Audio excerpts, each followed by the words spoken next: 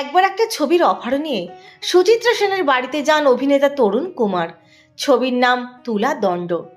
মহানায়িকাকে গল্প পড়িয়ে শোনালেন তিনি।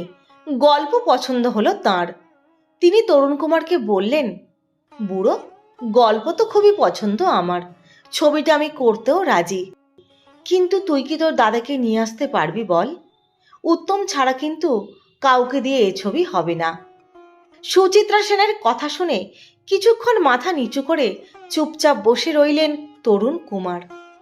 তারপর মুখ তুলে মহানায়িকাকে বললেন, যে আমাদের ছেড়ে চিরকালের মতো চলে গেছে তাকে কি করে ফিরিয়ে আনি বলো রমাদি?